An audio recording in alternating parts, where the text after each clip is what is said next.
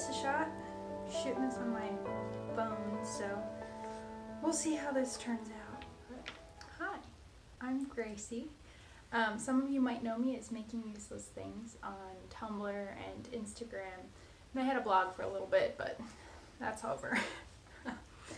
So I thought it would be fun to sit down and attempt to film a knitting podcast. To start, I'm only going to share this on Tumblr because I'm terrible at talking to a camera, and I feel really uncomfortable, but I think it's really good to challenge yourself and get out there and try something new. So again, I am filming this on my phone, so I don't have the best setup, so this is probably going to look terrible, but you know, we're just going to go with it. Anyways, so like I said, some of you probably know me as far as my blog on Tumblr, so Making Useless Things.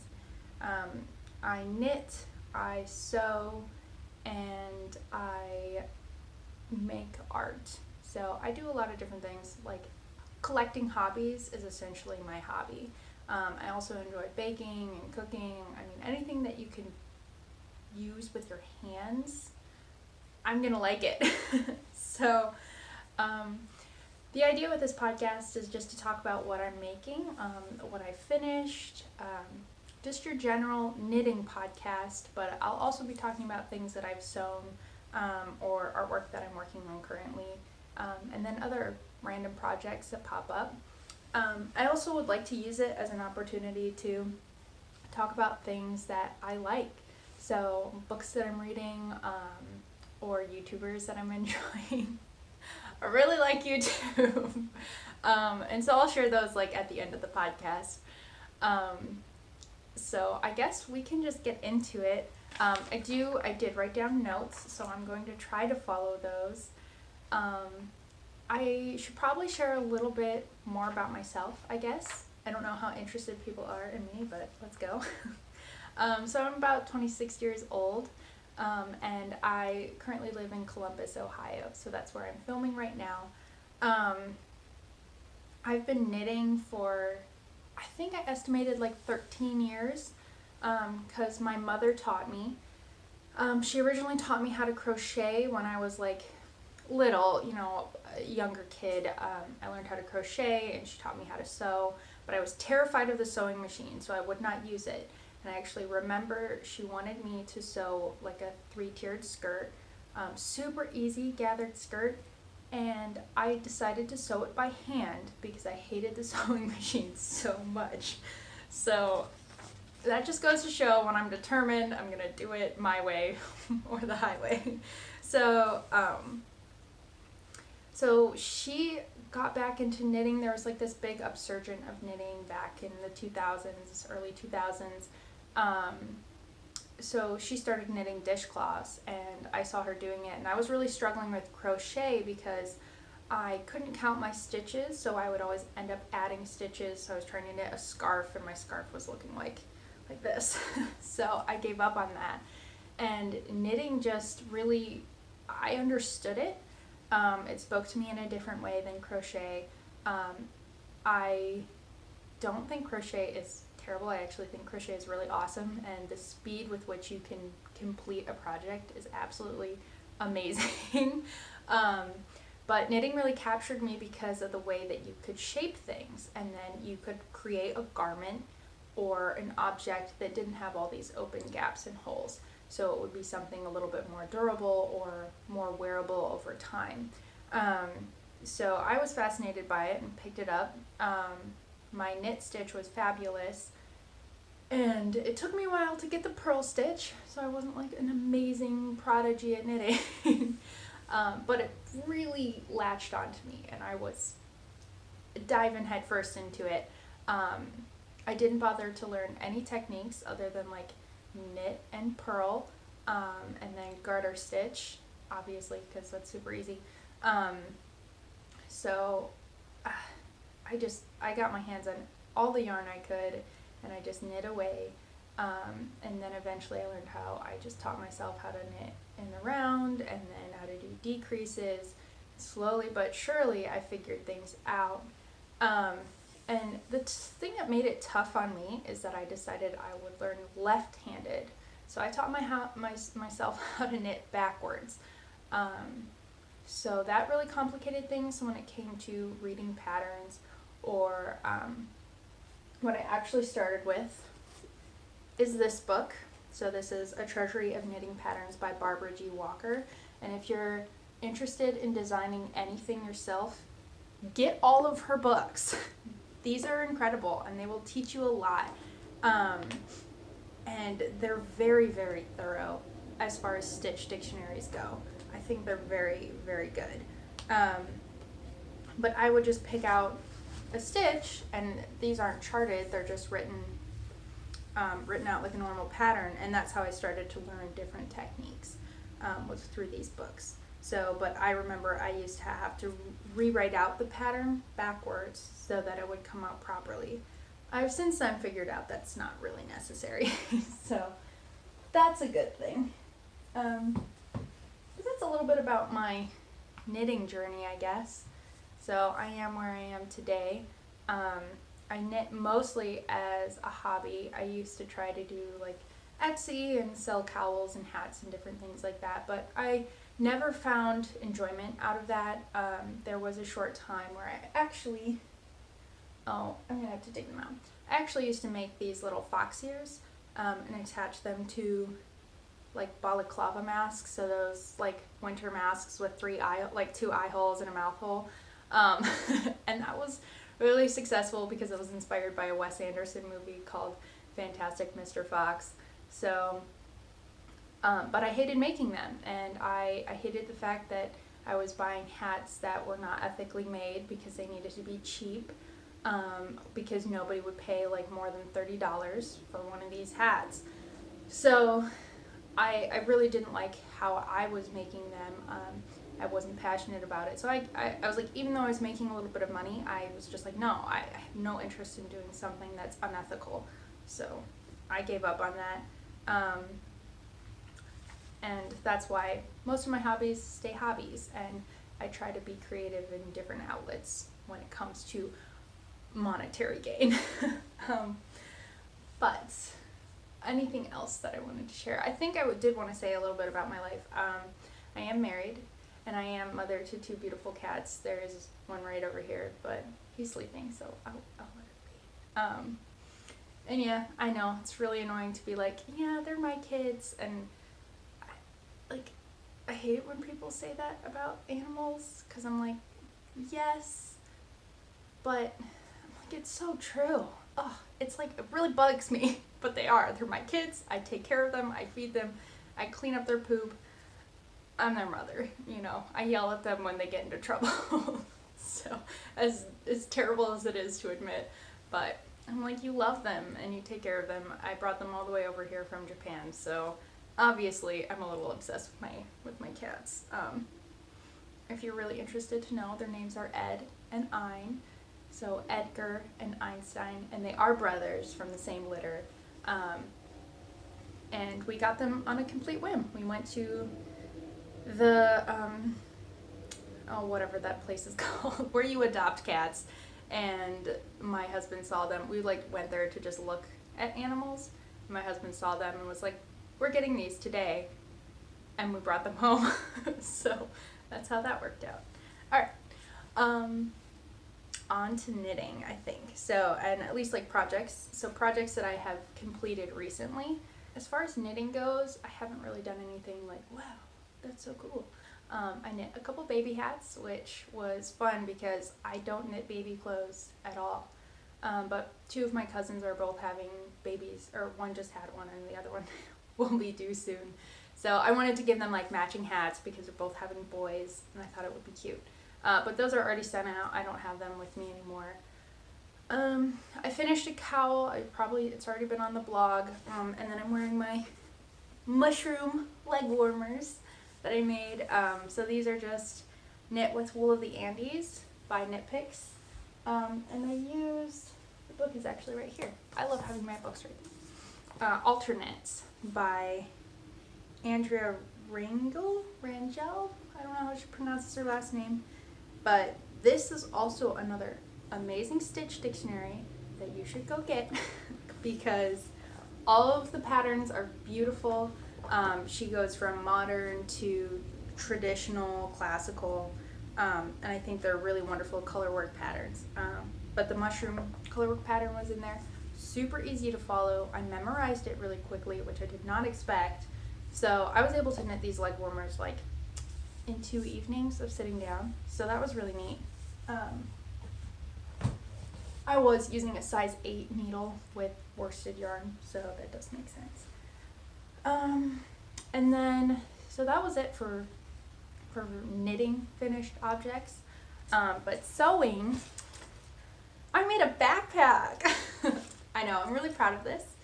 This is just, oh, what do you call it? Like a template. Like this is not the finished project, or finished product. This was actually just like my test piece, but it turned out to be functional, except for the front pockets, which don't have any space to them because I didn't make them properly. You're supposed to have like extra material on the sides and the bottom so that they can like fill out with something.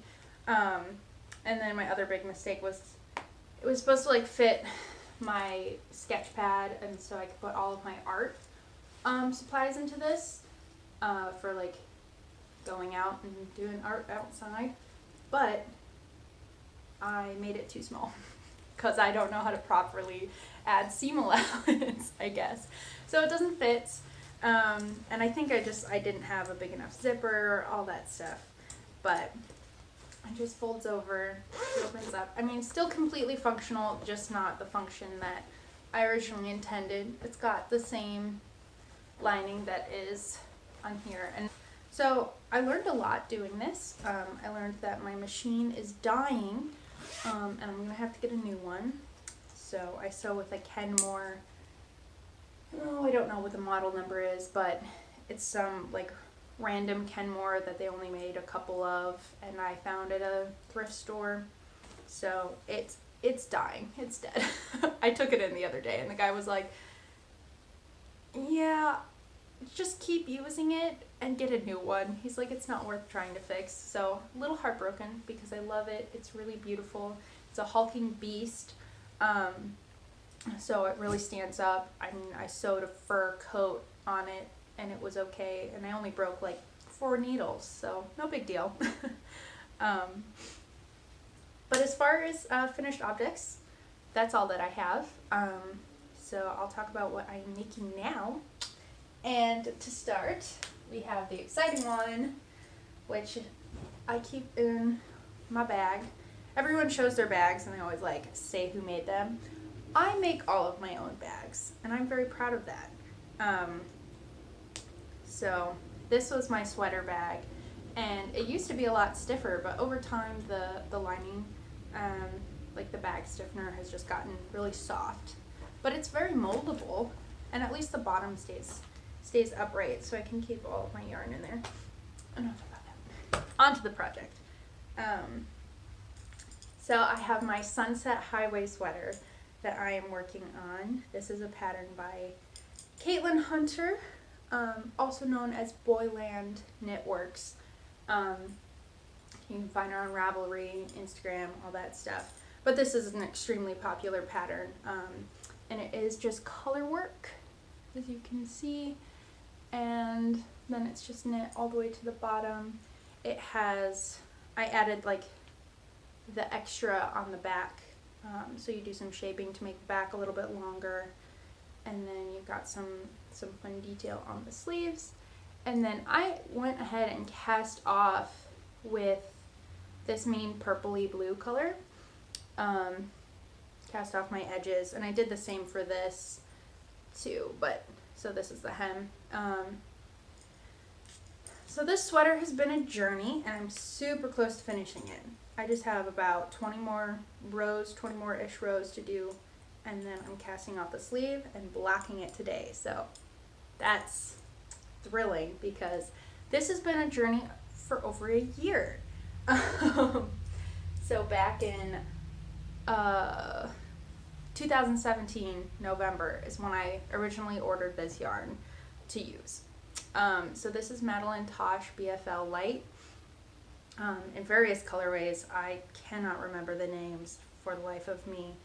And I originally was using this purple as in place of that like blue, and it worked really well with the green, but it didn't have the contrast that I was looking for. So it took me a really long time to figure out the colors, because I ordered this yarn. It was like her Black Friday sale, and I just went on there and I was like, click, click, click, click, click, click, click. Okay, that's what I'm getting. So, because that's what was available, because that yarn goes pretty fast because it's on sale. So I just got it and I packed it away, and I was waiting till I finished other sweater projects to start this. And then I moved from Japan all the way back to Ohio, so that was a huge dampener on my knitting. So I just didn't get any projects finished that I wanted to. So I didn't cast this on. I was swatching for it like back in August, September, I think is when I started swatching for it. And I was having a lot of problems with my swatches. They just were not coming out. And I realized that my tension is much, much tighter than the pattern writers. So I had to go up like 2 or 3 needle sizes to get close to the gauge. But I found a gauge that I'm happy with, and I like the idea that this is like a lighter fabric, kind of. It's not so densely knit together. So I think it's going to make for like a really wearable piece. So, because you can just kind of throw it on. And once it's blocked, it's going to have a lot of give. Like you can feel there's just so much. And I'm going to full on wet block it because I knit size extra small, and there's plenty of room in it for me. Even though my dimensions are not an extra small. I'm like a medium. So you can definitely know that this pattern is written for it to have, I think it's like 4 inches of positive ease or something. So, but I wanted it just a little, I didn't want it so saggy and baggy. So that's why I went with extra small. Plus my gauge was all whacked out, and I was like, be safe, make sure that it gets where it needs to be going. So what else was I going to say about this? I had to reknit the sleeves because I don't know how to read patterns, so I didn't realize that you were supposed to repeat this middle section for 3 inches. I only thought you were supposed to repeat it for 3 rows, so good on me. I'm brilliant. So yeah, I don't know, I had something else I was going to say about it, but I forgot. So after a journey of like 2 years of planning on making this sweater, it's really satisfying to be finishing it. And I'm excited to wear it, and it's coming at a good time because Columbus isn't like, I'm originally from Cleveland, Ohio, and we get like tons of snow. It's always cold. And Columbus just isn't like that. So it's nice. It's nice. It's going to be a good like lightweight sweater to wear, especially since spring is like 2 months away. The next thing that I'm working on, trying to follow those notes, is also housed in a beautiful bag made by me. This is actually my first knitting bag that I made. It's got little cats with umbrellas. It's a yarn, or not a yarn, it's a fabric from Japan, so, you know. I have a lot of stuff from Japan. I lived there for 3.5 years. You know, leave a comment or a message if you want me to talk about that more. I would love to. But I'm not going to right now. So what I am working on right now is the Rift cowl, or I think it's just called Rift, by, oh man, I forgot how you pronounce this. I kept calling this Laine magazine, but it's called like Laine or Laine. It's like a girl's name. So just think of pronouncing it like a girl's name. Anyways, it's the Rift cowl by Emily Greene. So don't go buy the pattern like I did. Don't just like steal it. So, which is actually a cabled pattern. So it's 1x1 cable. So you're like, you know, doing a cable every single stitch. And I was like, oh yeah, that sounds great. Let me show you a picture of it finished. And it creates like a really nice, simple geometric look to it. And I had yarn, and I was like, why not? You can kind of see the texture of the pattern. Sorry, I'm peeking around so I can make sure it's in focus. I don't have the best lighting in here. It's just natural. But I very quickly realized that I do not like 1x1 cables, because I learned about twist stitches a long time ago, which I'm really fast at and I'm really good at. So I was like, I'm just going to do twist stitches for all of these, and it's going to look great. So whatever. So that's what I have been doing. But what I quickly learned is it doesn't make the same pattern on the wrong side, which I assume that when you do the 1x1 cable, it's a little bit more similar on the wrong side. But I'm okay with that because it's still making like a really unique texture pattern on the back, which I'm completely fine with. So, because this is the front. So this is 1x1 twist stitch. These ones have like purls between them. My other issue with it, so I'm enjoying making it. But my other issue with it is I also think I know more than the pattern, and I'm like, oh, I know what I'm supposed to do, and I'm just knit, and then I mess up. And this is like 300 stitches because it's a cowl, so you don't want to have to rip it back. So I'm just like kind of trying to fix my mistakes as I go along, and hopefully the stitches even out. Hopefully I don't have to rip it out. So, what is this? The yarn is Cascade's Eco Wool, so it is what I made my cabled sweater out of. And so when I went to order more of that yarn, I ordered a skein of this gray because I really liked the color of it. So it's just like a 2-ply, like very, very worsted weight. I'm gonna probably go up a weight. I don't know about weights. I don't know anything about yarn. Don't talk to me. But it's very like plumpy and nice, and it'll make an amazing cowl because this actually wears pretty nicely against the skin. With my sweater, I don't find that it's super itchy or anything, which is really good for this. So that's it for knitting projects as far as what I'm making right now, because I usually have like 3 or 4 going. I like to have like a really complicated one, I like to have a big one, and then I like to have something that I can just throw in my bag and knit wherever.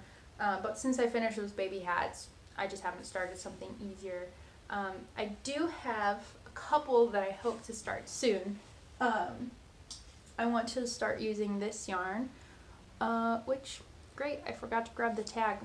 It's actually by an Ohio dyer.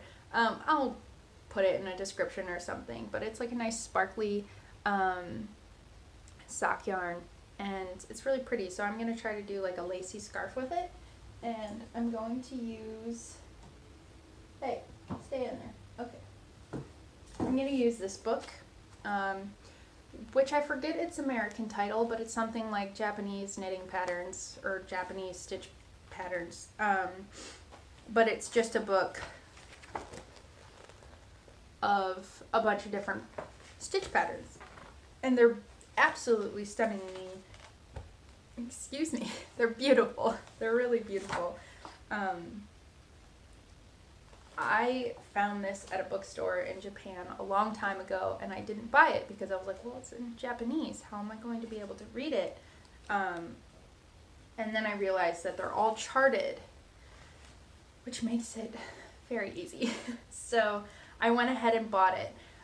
It took me like a couple weeks of like going back to several different bookstores and scouring around for it. Found it, I bought it, I purchased it, I went to my knit night, and I was like, guys, look at this amazing book that I found. And my knitting friend goes, oh, they just made that into English. They just translated that to English and they're selling it now on Amazon. And I was like, okay, great. Because the one thing is there are some unique stitch techniques. And they have a glossary in the back of like how you're supposed to do it. But the explanations are all in Japanese. And while you can figure some stuff out by the pictures, it's still pretty hard. So it's like a little treasure, and I don't know how successful I'll be.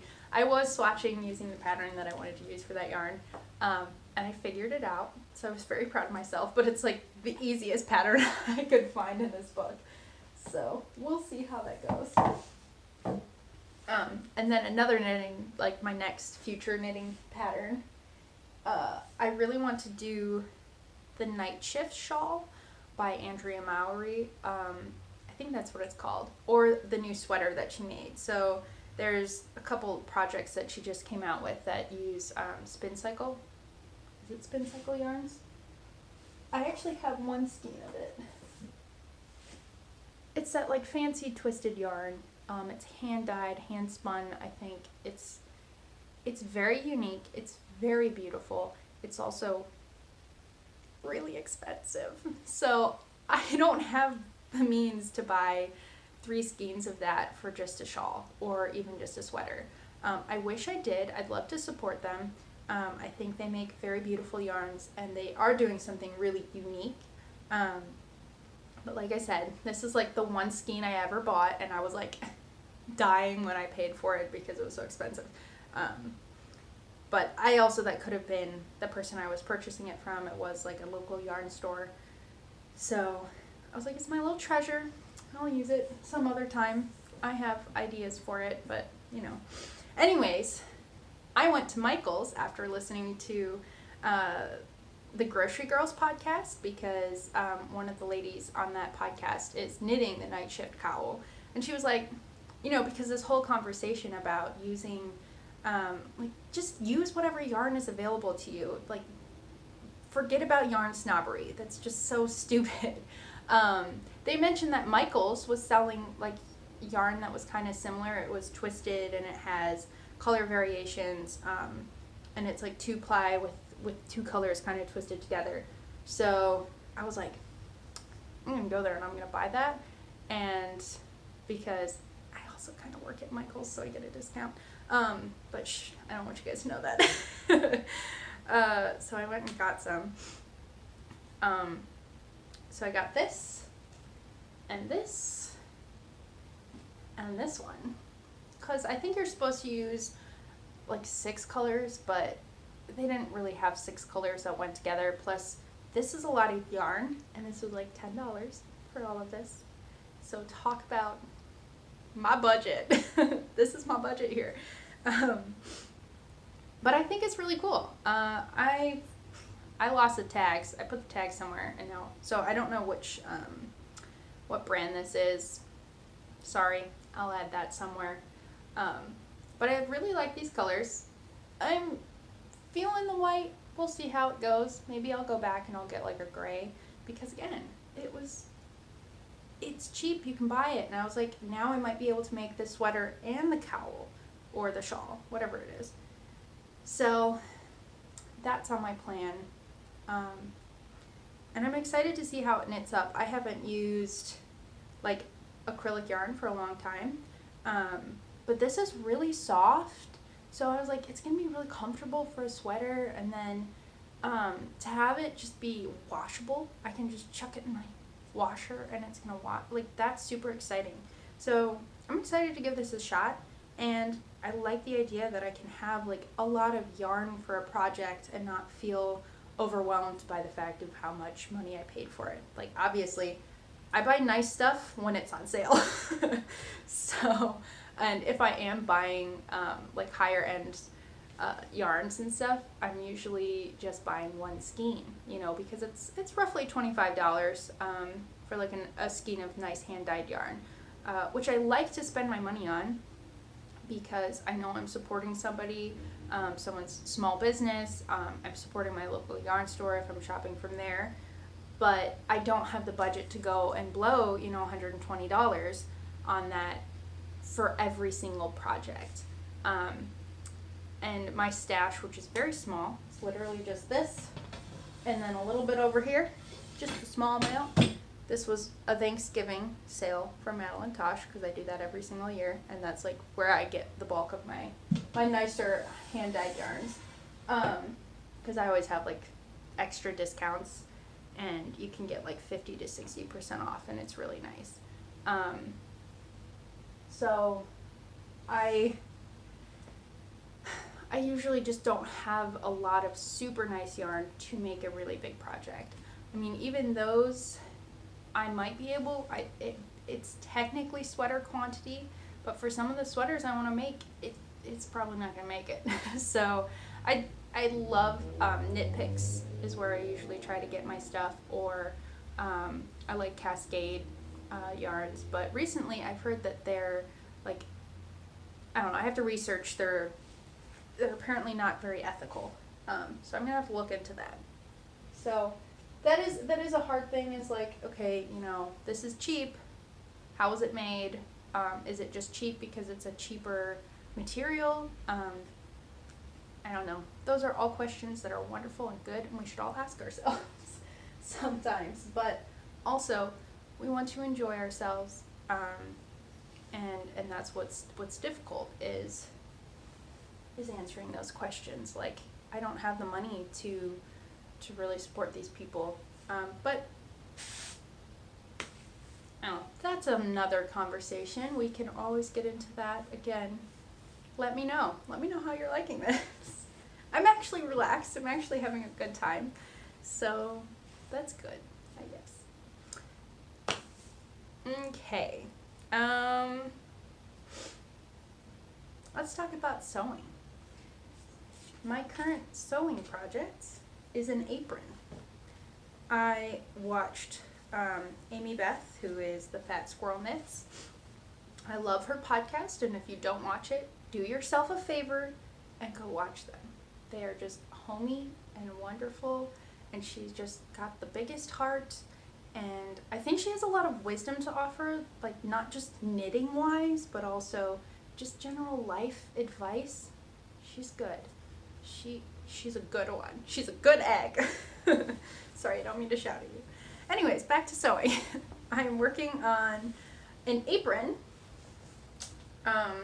by Purl Soho. I think they're also called Purl Bee. I'm not really 100% sure how their name works, but on the website it says Purl Soho.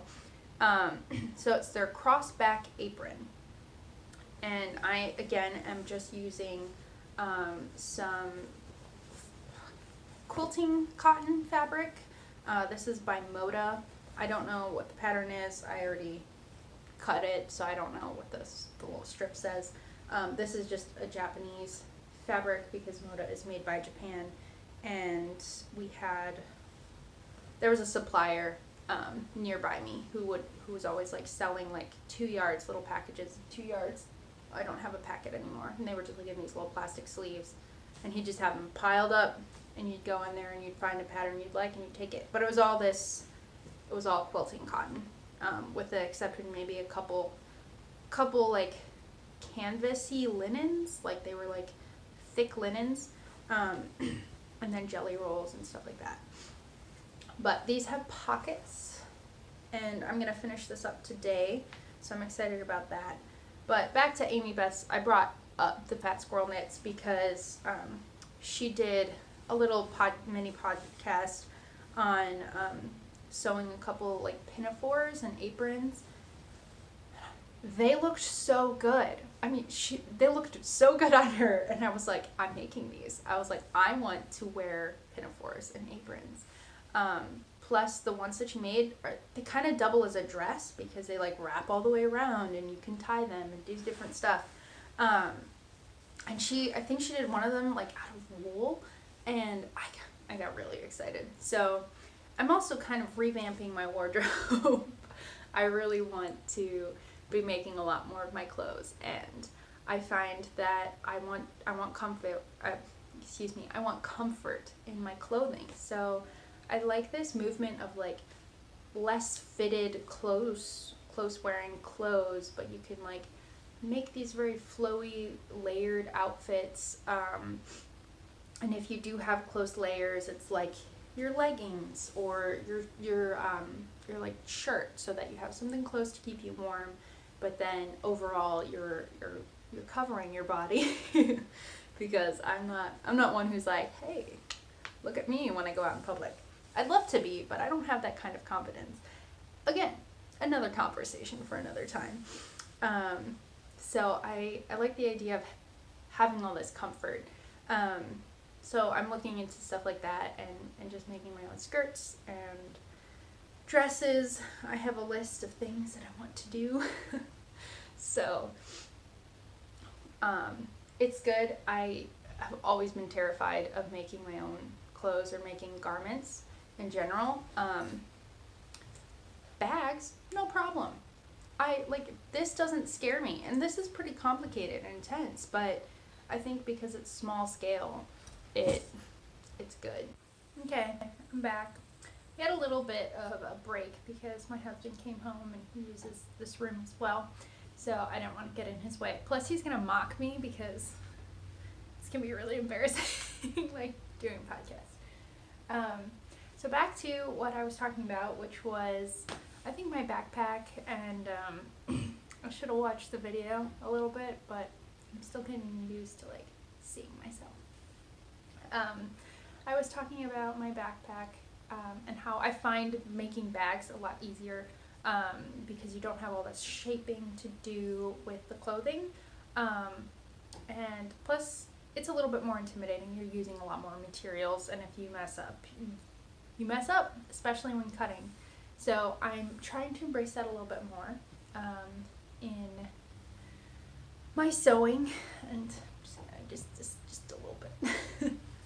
So I'm trying to embrace that more in my sewing, and it is, I think I've already mentioned that it's one of my goals this year to do more garments across the whole year, and one of the big ones is to do a dress, and I have a very specific dress that I want to make.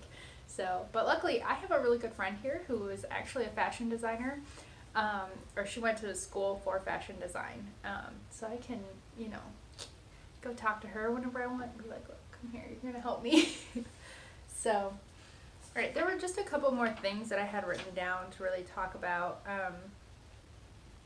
I did want to mention, back on the knitting grounds, so this yarn, it's called Lopi. It's an Icelandic wool, 100% wool. On here it says selected mountain sheep's wool.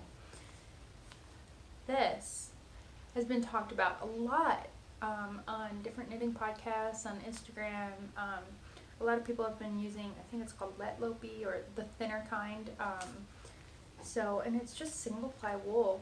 And I was like, that sounds really nice. Like, I'm going to put that, like, maybe I'll just go order some, because it's supposed to be relatively cheap. It's not outrageously expensive. But I was like, what would I use it for? Do I need wool? Blah, blah, blah, blah. But I was like, I just want to try it because everybody else is talking about it. And then I was at the thrift store, and it popped up in a bag. And I was just like, oh, what do you know? For $1.99, I'll take that. So it also came with this, and this did not have a label. So from the feel of it, it is probably wool. It could be blended with something else. I don't think it is by the same company, because it's like 4-ply. If you can see, it's like twisted together. It's not really gonna show up. Oh well. And it has a little bit of itchy texture to it, whereas this there's a little bit more smoothness to this because it's single ply. But they still work well together, and I'll probably make a project out of both of them. I just have to figure it out, because I don't think I want this, definitely I don't want against my skin. This maybe, but I'll probably still have a reaction to it. I tend to be really sensitive around my neck. Anywhere else I'm okay, but my neck can be really sensitive. So that was like a new acquisition, as some people like to say. Okay, so one of the other current project things that I wanted to talk about is my artwork, which I don't like saying I'm an artist, because I don't know, I don't feel confident in that, but at the same time I'm like, well, I am an artist. So, but what I do want to start doing is sharing my artwork more often, and I try to do that, but I'm trying to take it seriously, like I'm seriously sharing my artwork, not just be like, look, I did this silly sketch. So that is kind of what these whole pieces are going to be. So this is just my sketches, my tests. So I have like my originals, and then the top ones are just like me trying it out again and seeing what techniques I actually want to use and stuff. It's going to be 4 larger pieces. I can get a little bit closer.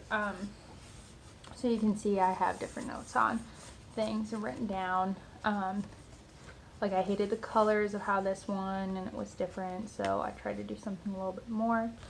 But all of these pieces are going to be according to a season, and like what really sticks out to me. They're all kind of memories as well, and what really sticks out to me from each of those seasons and those memories. But they're going to end up being large pieces, on a full sheet of paper. So, which is something I've never attempted before, and I want them to be really finished pieces of artwork. So that's why I'm taking a lot of time, because they are original to me. Most of the other finished art pieces I've done have been inspired from something else, like a movie. Like the best pieces I've ever done were for my husband, and they were Neon Genesis Evangelion artwork. So it's not even my original artwork. It was just my take on somebody else's artwork. So I'm pretty excited about that. I don't have a lot of time to spend on it, but hopefully I'll get it done sometime this year. So, and then I would also really like to do another 30 days of painting or drawing. I did Inktober last year, and that was like super difficult because I don't draw, I don't sketch or anything like that, but it was a really good lesson. So I would like to do something where I'm doing it every day. And those are my 2 goals for art this year. I don't know why I'm bringing up goals a lot, but whatever. And then I just wanted to end the podcast, well, not right now, but I wanted to talk about a couple things that I've really been enjoying, and people who make stuff. So the first is a YouTuber that I found via Cat Sandwich Fibers on Instagram. She shared it. And I'm going to show you my laptop because I can't pronounce her name. It's in Chinese characters because she's Chinese. I'm not sure where she is from. China? I think she mentioned it, but I forgot. But it is incredible videos. They are so beautifully shot, and they all center around her making something, either cooking or gathering items. Like she goes and picks fresh fruit and then makes something with it, and it's all really unique and beautiful, and it's very traditional. So it's a traditions that she's carrying on, and almost all the videos end with her like sitting down and having a meal with either what I assume is her grandmother. I could be completely wrong, but she sits down with an elderly woman and they share it together, and it's just like, it's really touching. So I'll make sure this is linked below, but it's just like, look at that, it's so beautiful.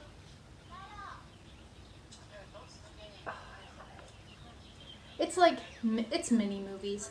And Cat Sandwich Fiber said that this lady herself films and edits everything, which I'm like, that's impressive. Like someone has to be helping her, but you don't see anyone else. So it's really cool. So I'll have to link that below because I don't know what her name is. I'm sorry. But if you know more about her channel, please let me know, because that would be really neat. I'd love to like know what her name is and be able to pronounce it and stuff, so I can tell people. The second one that I have found recently, I'm gonna have to find it again. Justine is a YouTuber I like just found last night, and her name is Justine Leconte, maybe because she's French. But she is a fashion designer. You can hear it. She is a fashion designer on YouTube. So she's French, and she does a variety of different videos, but they're all centered around fashion. But she does some videos that are about finding quality in your fashion, like how to look for good quality clothing. She does a couple hauls on like brands where you mostly order via the internet, and so she like tells you, you know, what is lacking about all the clothes, like how to order according to your size, and like figuring out how things are gonna fit. And it's so good. It's very, very intensive, like hauls. So, but she's very knowledgeable. And if you're interested in like, you are struggling with finding clothes that fit you properly, or clothes that you like, or things like that, I think that's a good place to start, is something with her channel, because it's just very basic knowledge to learn about like how clothes are made, first of all, how they can be made better, and what you should be looking for as a consumer, especially avoiding fast fashion. But it's also helpful, like if you thrift shop, you know, for me, which is what I get most of my clothes either secondhand, so somebody gives it to me, or I go thrift shopping. Unless I strongly believe in the quality of the clothing, then I'll purchase it full price from a company. But if it's just gonna fall apart in a year, I'm not buying it. So as I've been thrifting, I've been trying to like, okay, what kind of fabrics should I be looking for that's going to last longer, or you know, that's something that I can purchase. Maybe it's not the right size. I can adjust it to fit me. So I've been trying to do that while I'm thrifting, and not just being like, oh well, this is cute, I'm gonna buy it. You know, I try to avoid anything that's like Old Navy, Forever 21, H&M. Like H&M, sometimes you can get something that's sort of nice, but not really. And I try to stick with like brands that I know tend to have higher quality clothing items, or I just go by the feel of the fabric. And I have started reading tags, which I think is really a good idea, because I'm like, oh, this is 100% wool, like that's what it feels like. And then I go and read the tag, and it's like, well, it's got, you know, like 15% rayon or something in it, and you're like, why does it need that? So especially because I try to buy like, you know, oversized skirts and stuff like that, so I can just use the fabric, because I don't want to have to spend a lot of money on buying fabric to sew with. I think shopping secondhand is the best thing that you can do first, unless you really have a specific idea in mind for what you need. But you can spend so much on just notions alone for a project. I'm trying to be like economical about how you're purchasing things for sewing is important to me, because I'm just not in a place monetarily where I can just go spend a lot of money. I used to be, but not so much anymore. So it's good. But those are two things that I really wanted to share as far as something that I'm enjoying, and I've like go and like watch their videos. The Chinese lady, I watch hers. I really hope she's Chinese. I'm so sorry if I got it wrong, but please do correct me, because I'd love to know. I'll try to do more research on it myself and find out where she's from and who she is.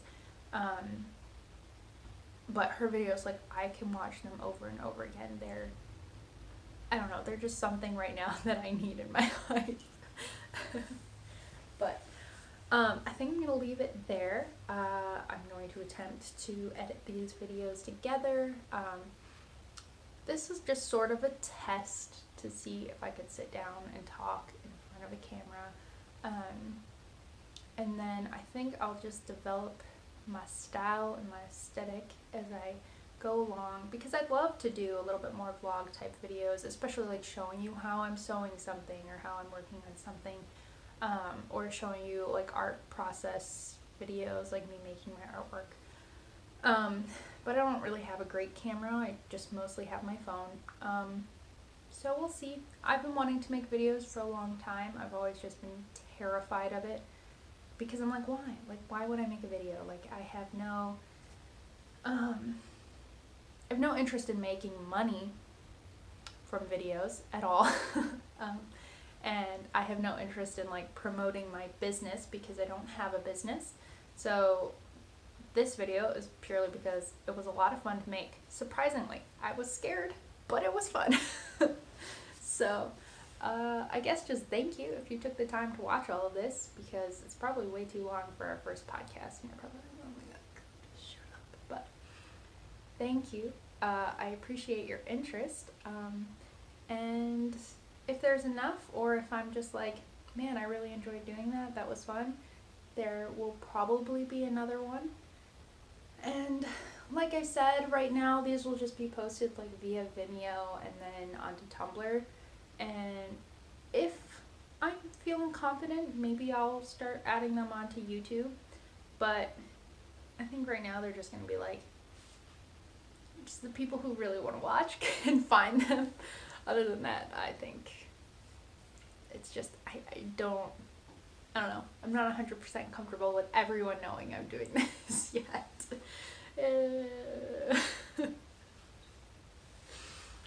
Okay.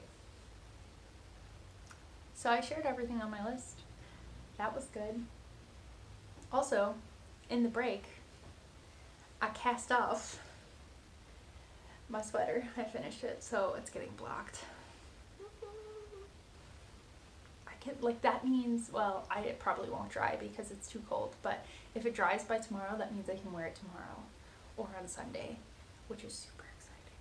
So pictures to come. Yeah, thanks for watching. Let me know what you think, and I'll probably see you again, maybe in like 2 weeks, or maybe like a month. Bye.